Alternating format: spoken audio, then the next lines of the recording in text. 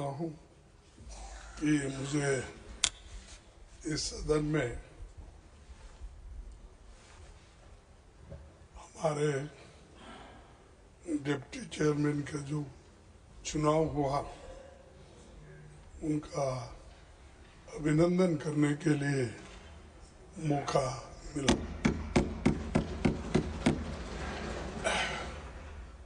उपसभापति महोदय, इस प्रतिष्ठित पद पर आपको तीसरे काल के लिए मैं बधाई और शुभकामना देना चाहता हूं।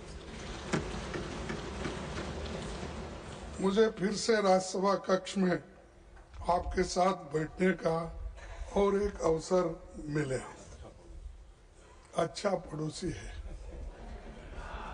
इस संदर्भ में मैं कहना चाहता हूं कि उपसभापति का पद वास्तव में आपके चुनाव द्वारा सीख बल्कि पहले ही उपलब्ध अवसर पर भर दिया गया है।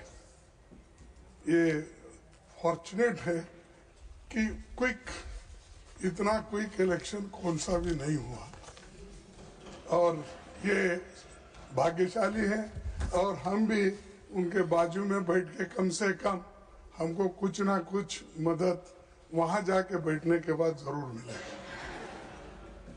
इस प्रतिष्ठित पद पर आपके चुनाव ने एक और मिसाल कायम की है।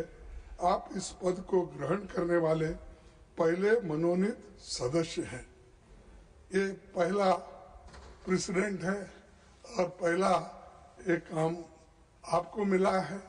इससे ये साबित होता है कि आप इस पद के लायक हैं और इसके लिए उनको ये दिया गया है। हमें इस बात से तकलीफ है कि संविधान अनुच्छेद 93 में निहित संवैधानिक भावना के विपरीत लोकसभा में 2019 से उपाध्यक्ष का पद खाली है। 7 वर्षों से वो रिक्त है। क्या अच्छा होता कि राज्यसभा की तरह लोकसभा में भी ऐसा ही होता तो बहुत ही बढ़िया होती थी।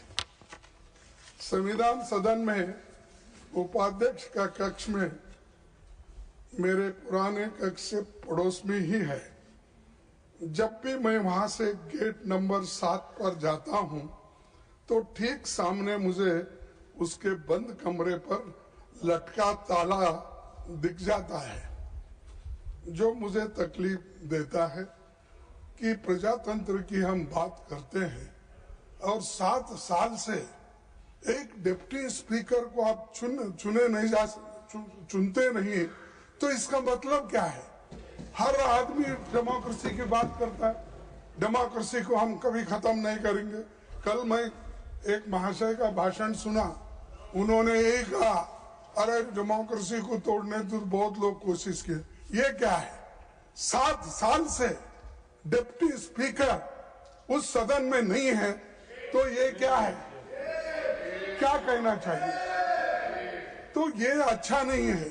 भरो आप किसको चाहते हैं उसी को भरो, लेकिन कॉन्स्टिट्यूशनल और एक इंस्टीट्यूशन है, उस पोजीशन को आप खाली रख रहे 7 साल से। और क्या समझ के रखे मुझे मालूम नहीं। वो डिप्टी स्पीकर भारी पड़ेगा आपको। आप तो सबको ले रहे, नीचे ही डाल रहे, आप ऊपर बैठ रहे हैं, तो फिर भी वो खाली पद नहीं हुआ, अब तक भर्ती नहीं हुआ। सर, जब भी मैं वहां से गेट नंबर 7 से गुजरता हूं, ये मुझे याद आता है। कई बार मैंने हल्के फुल्के अंदाज में पूछा भी है वहां ठहरने वाले सिक्योरिटी ऑफिसर्स को। मैं कभी मजाक में ये पूछा, भाई ये कक्ष कब खुलेगा? क्या हमें खुलजा सिमसम कहना पड़ेगा? क्योंकि वो दरवाजा खुलता ही नहीं, इसीलिए कभी ये कहना पड़ेगा। ये मैंने उनसे पूछा। साहब वो बहुत दिन से बंद है, हम तो रिटायर हो गए और एक दूसरे भी आए, लेकिन ये ताला लगा हुआ ही है। अब जबकि आप फिर से उपसभापति पद पर आसीन हो गए हैं, जो हम आपसे अपेक्षा करते हैं कि आप विपक्ष के सदस्यों का विशेष ध्यान रखेंगे, उनको पर्याप्त समय देंगे। हमें आपसे किसी विशेष तवज्जो की अपेक्षा नहीं है, पर हम ये उम्मीद करते हैं कि विपक्ष को आप उचित महत्व जरूर देंगे, क्योंकि आप ये तीसरा टर्म है, आपका अनुभव ज्यादा हुआ है। नेचुरली डेमोक्रेसी को जिंदा रखने के लिए अपोजिशन को जितना महत्व देना चाहिए आप देंगे, मैं ऐसा निवेदन करता हूं।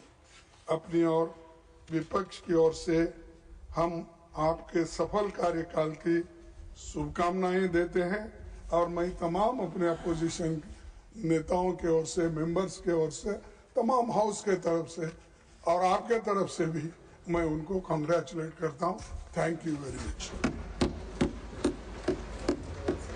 Now, Honorable Prime Minister.